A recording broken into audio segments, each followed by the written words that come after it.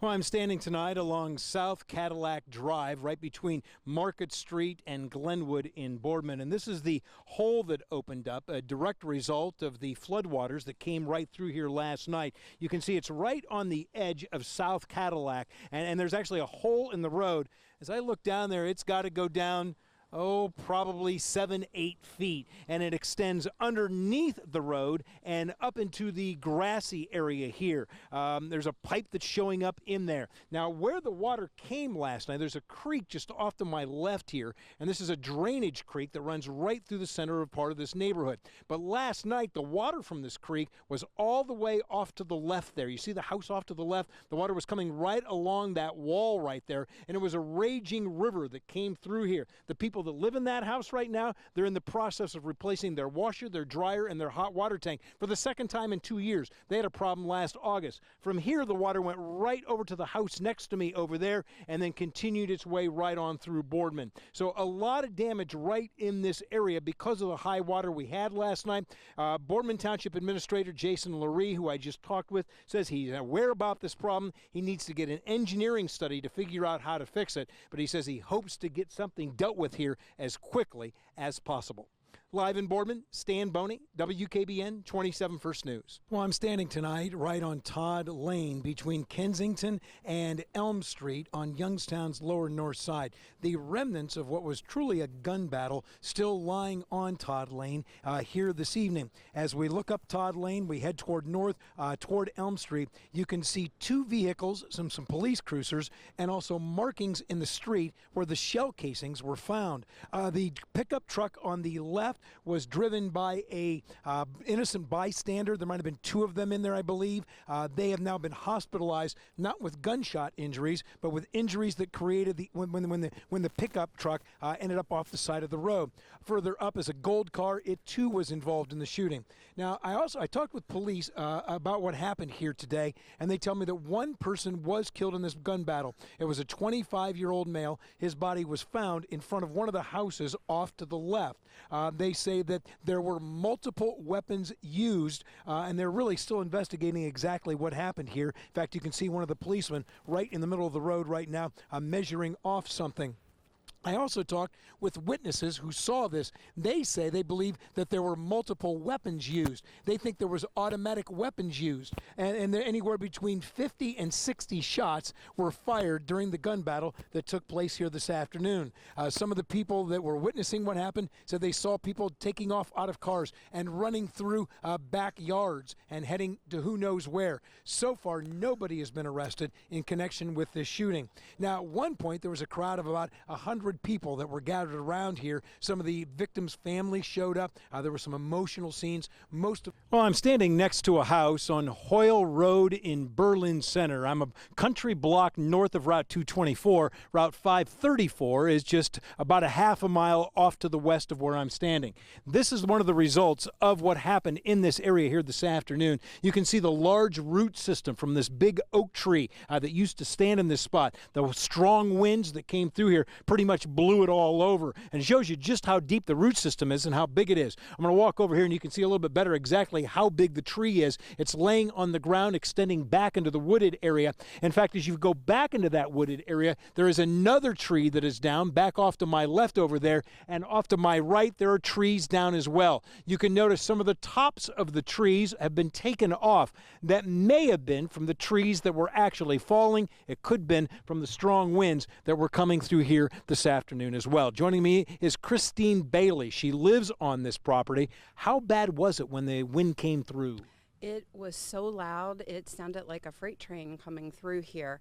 And I looked out my office window because I was working from home today, and everything was swirling.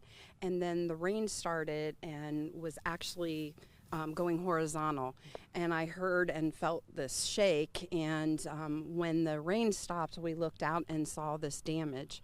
My husband was out in his shop, and he said it was really loud, like a tornado went through here. Could you hear this tree fall? I more felt it than heard it because the rain and the winds were so loud, but I felt the shake.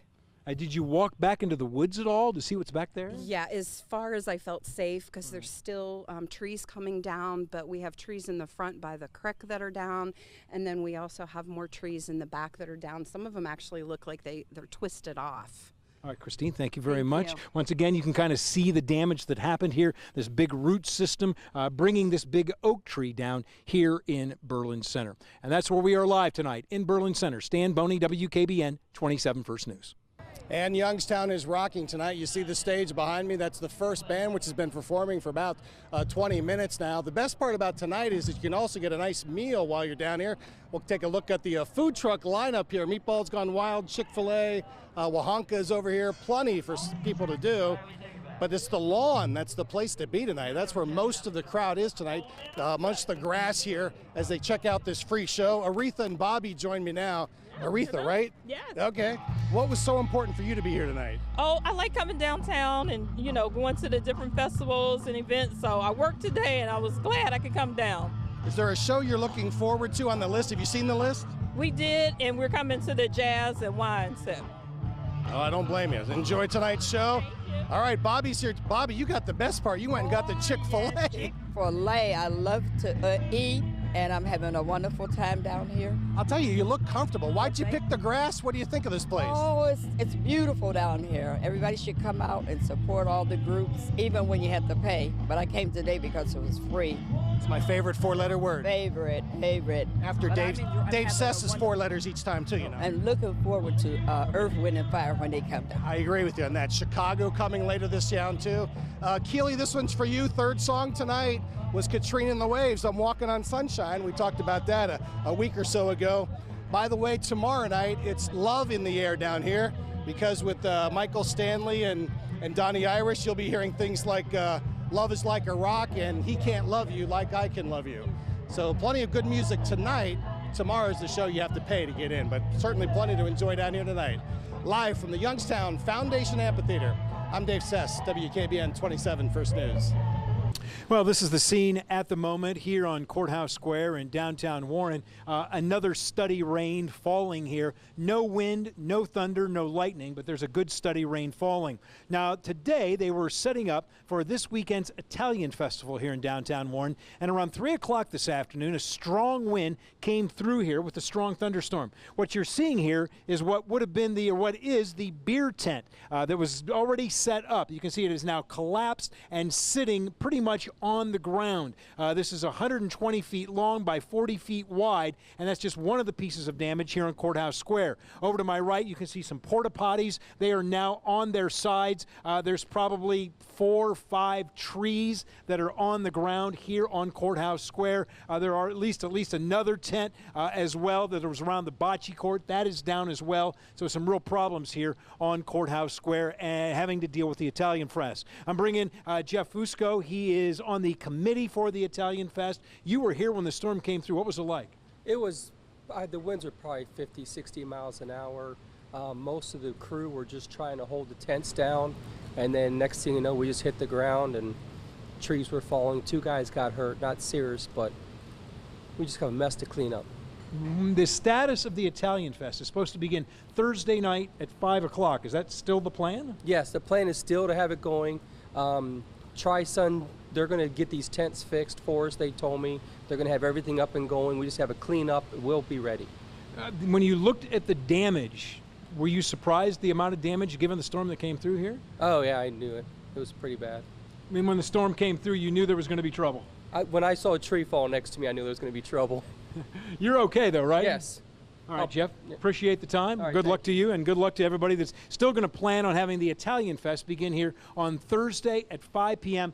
They got some work to do, number of tents to set up, and also some trees that do need to be removed. Live on Courthouse Square in downtown Warren, Stan Boney, WKBN 27 First News.